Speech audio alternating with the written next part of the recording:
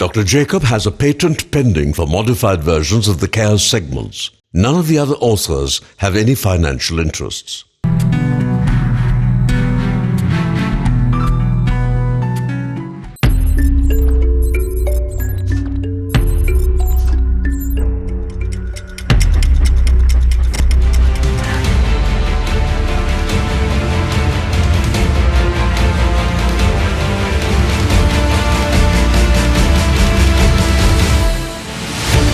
Keratoconus, a disease considered a bane by both patients and ophthalmologists alike for many years, has now seen rapid progress in both diagnosis as well as treatment.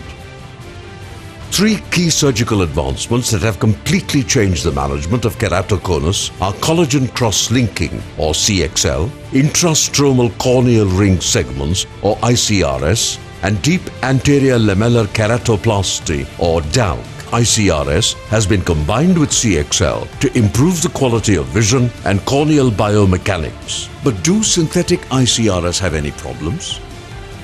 Yes, and these include segment migration, overriding of segments, stromal thinning, corneal melt and necrosis, exposure and extrusion of the segments, etc.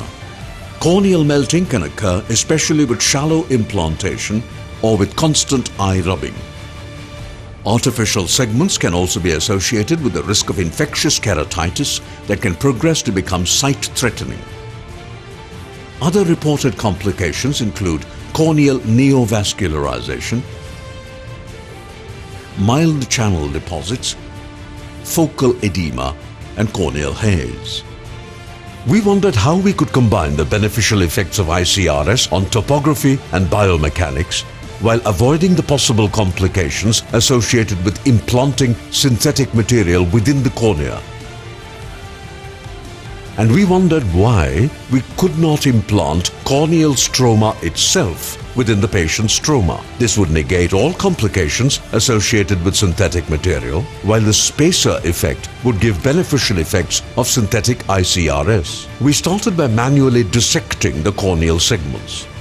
Though difficult initially, soon, with experience, we were able to obtain uniform segments. Being less rigid than PMMA, implantation would be difficult. And we solved this by placing the incision on the flat axis, enabling us to slide the CAIRS segments in on either side. We would also combine this with cross-linking in all patients. One case, however, developed neovascularization as the incision overlay the segment and unfortunately also the limbus.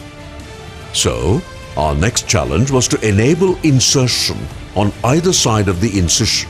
This was solved by tying the CAIRS segment to an INTACS segment and using this as a pull-through instrument to either side of the incision. This also allowed us implantation similar to INTACS, with the incision being placed on the steep axis. We also soon realized that deep implantation of the CAIRS segments at 75 to 80% corneal depth, similar to synthetic ICRS, resulted in an increase in the posterior corneal curvature. This increased posterior corneal curvature decreased sphere. There was, however, limited effect on regularization of the keratometric map. Being composed of corneal tissue, superficial implantation would not be associated with the dangers of corneal melt and would also regularize the corneal surface. However, the effect on posterior corneal curvature would be lost. We therefore decided to implant midway at a depth of 50%. Though a mid-depth segment would have a lesser effect than a deeper segment on posterior corneal curvature, it would still reduce the myopic power. The total myopic power would be decreased, secondary to an increased posterior corneal and decreased anterior corneal curvature. We would also obtain better optical quality, secondary to regularization of the anterior corneal surface. It was time to put this hypothesis to the test. We created femtosecond dissected channels at 50% depth and implanted the CAIRS segments, following it up with cross-linking. The first post-operative day, Eureka! But would this effect last over time?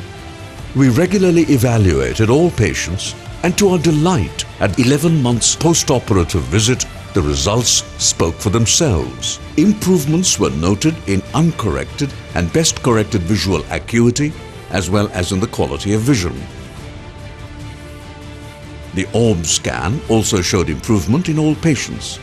Overall, our results were very encouraging and on par with those obtained after synthetic ICRS.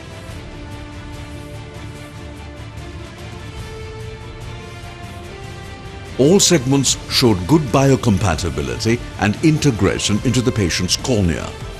We were able to perform CAIRS with cross-linking safely, even in corneas that were steep but had sufficient pachymetry, though previously we would have done a DALC because of the risks of cross-linking such steep corneas. This was because the initial flattening created by the CAIRS segments made the corneas suitable for safe subsequent cross-linking. This allowed us to avoid corneal grafting in these young patients. Thin corneas were also safely treated using CAIRS, combined with a technique that we have previously described. Contact lens-assisted collagen cross-linking, with which we have more than 3 years of expertise now. We also wanted to make segment creation more uniform and predictable. The two solutions for this were to create the segment using the femtosecond laser. However, a pre-programmed plan is necessary for this and is an option for future development. The other solution was to custom make a trephine with 2 blades, which would allow concentric cuts and allow punching the segment endothelium up, as is done for keratoplasty. Microscopic images of the CAIRS segments showed regular, even cuts and structurally unaltered normal corneal tissue. We used a standardized nomogram for all patients and found encouraging results. The future would include further customization with respect to thickness and optic zone, development of nomograms as available for synthetic ICRS, femtosecond dissected cross-linked CAIRS segments, as well as eye-bank involvement for supply of these segments. To conclude, CAIRS segments were effective, safe, stable, simple, economic, reversible, and adjustable, with good biocompatibility and integration into the patient's cornea. All patients had improvement in uncorrected and best corrected visual acuity.